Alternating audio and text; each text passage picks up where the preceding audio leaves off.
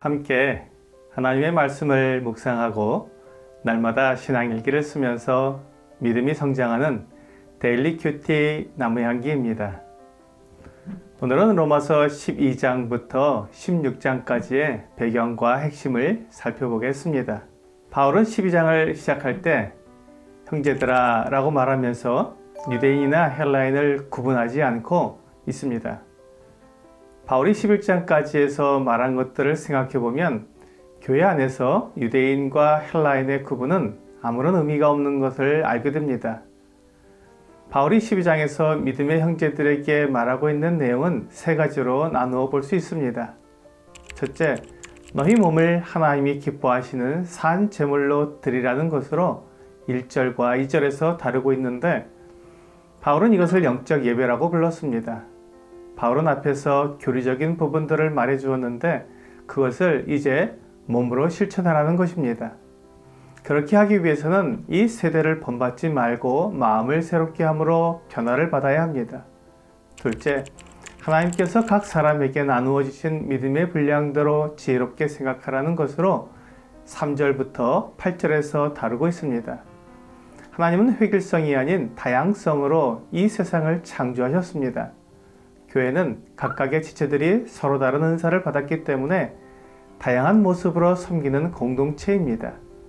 이때 모든 지체들은 같은 목적을 가지고 섬겨야 합니다. 예언이나 믿음이나 가르치는 일이나 위로하는 자나 구제하고 다스리고 긍휼을 베푸는 모든 은사들은 고린도전서 12장에서 말씀하고 있는 대로 성령께서 그 뜻대로 각 사람에게 나누어 주십니다. 그러므로 그 은사는 성령께서 계획하신 대로 사용되어야 합니다. 에베소 4장은 성도를 온전하게 하며 봉사의 일을 하게 하여 그리스도의 몸을 세우려는 것이 은사의 목적이라고 말씀하고 있습니다. 셋째, 형제를 사랑하여 서로 우애하고 존경하기를 서로 먼저 하라는 것으로 9절부터 21절에서 다루고 있습니다. 그리스도인이 형제 자매들을 사랑하며 아끼는 것이 지극히 당연한 일입니다. 그럼에도 성도들은 순수하고 존경하며 부지런하고 손님 대접하기를 힘쓰는 것이 필요합니다.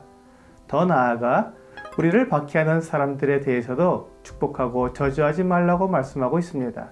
원수를 친히 갚지 말고 하나님의 진노에 맡기며 원수가 줄이거든 먹이고 목마른 거든 마시게 하여 손으로 악을 이기라고 말씀하고 있습니다.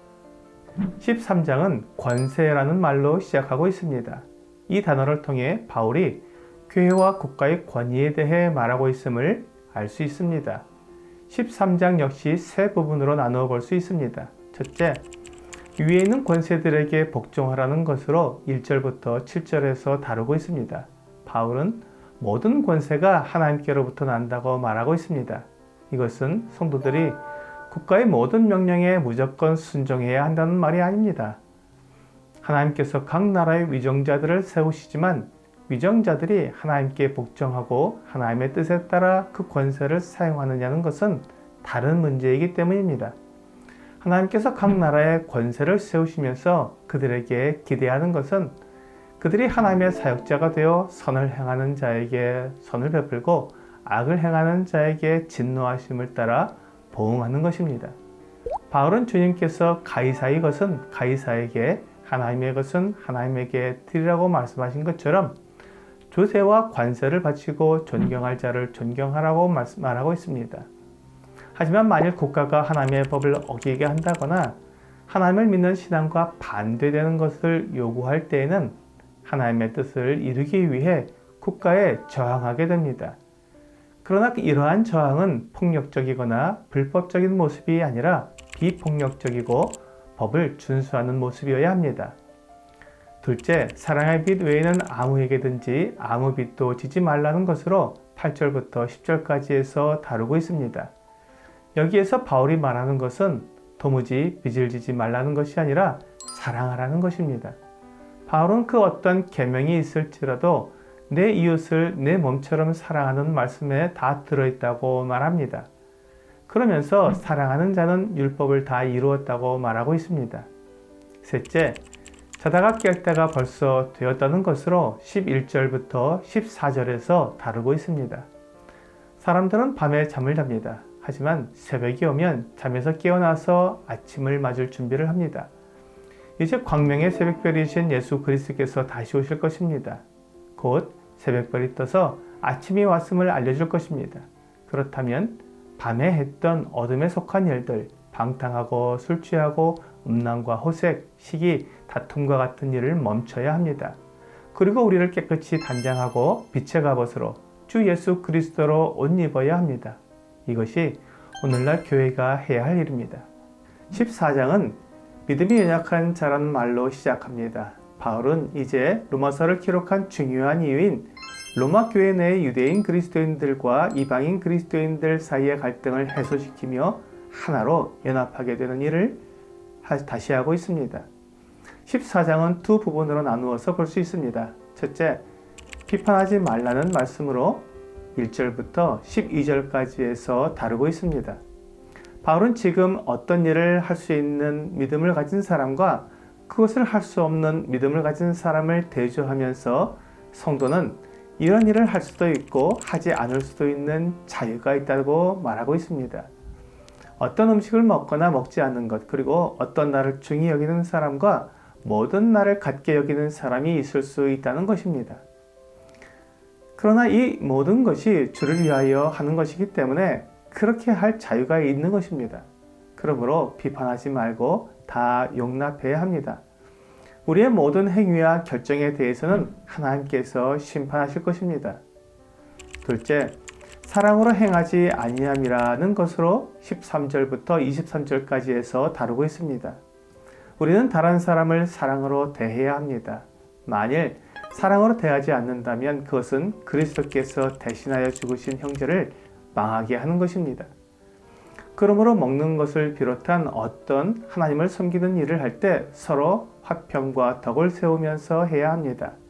바울은 지금 로마 교회 내에 있는 유대인 그리스도인들이 율법에서 그만 음식을 먹지 못하는 것에 대해 이방인 그리스도인들이 비판하는 것을 말하고 있는 것입니다. 유대인 그리스도인들이 주를 위해 그렇게 하는 것이기 때문에 그들에 대해 비판하거나 조롱하지 말라는 것입니다. 그렇게 하는 것은 사랑으로 하는 것이 아니기 때문에 다른 형제를 망하게 하는 것이며, 그렇다면 차라리 고기도 먹지 않고 포도주도 마시지 않는 것이 더 낫다고 말하는 것입니다. 15장은 믿음이 강한 우리라는 말로 시작하고 있습니다. 교회 안에서 사랑과 평화가 이루어지기 위해서는 믿음이 강한 자가 어떻게 해야 하는지를 보여주고 있습니다.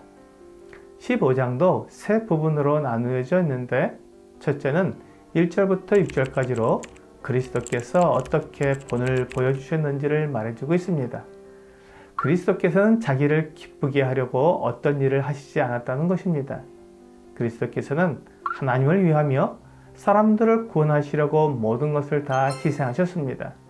그러므로 교회 안에 있는 모든 성도들이 그리스도 예수를 본받아 주님께서 보여주신 목적을 위해 함께 합력하도록 말해주고 있습니다.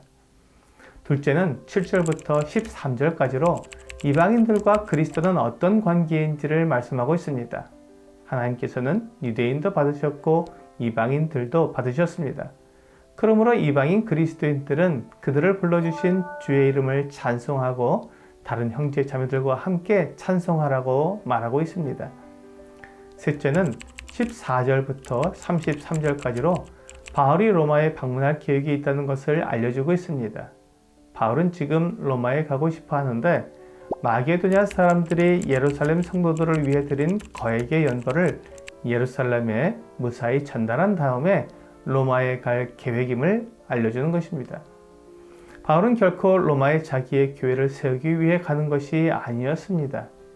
그는 다만 로마를 거쳐서 그 당시 땅끝으로 알려진 서바나, 오늘의 스페인에 가려는 것이었습니다.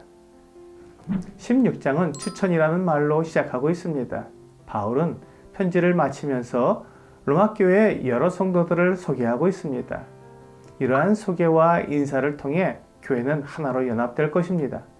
16장도 세 부분으로 나누어 볼 수 있습니다. 첫째는 1절부터 16절까지로 바울이 알고 있는 로마 교회 성도들에게 안부를 묻고 있습니다. 특히 1절과 2절은 고린도의 겐그레아 교회의 일꾼인 베베 자매를 추천하고 있습니다. 아마도 베베 자매가 바울이 쓴 이 편지를 로마로 가져간 것 같습니다. 브리스가와 아굴라에게 한 문안을 시작으로 약 26명의 성도들에게 문안을 하고 있습니다. 둘째는 17절부터 20절까지로 로마 교회에게 마지막 권면을 하고 있습니다. 마치 사도행전 20장에서 에베소 교회의 장로들에게 권면을 한 것처럼 로마 교회에게도 권면을 하고 있습니다. 교회 안에는 언제나 교회를 허무는 자들이 있습니다. 그런 자들을 조심하고 순진한 자들을 아첨하는 말로 미혹하게 하는 그런 자들을 잘 분별하라고 경고하고 있습니다. 셋째는 21절부터 27절까지로 바울과 함께 있는 동역자들이 로마 교회에게 인사를 하고 있습니다.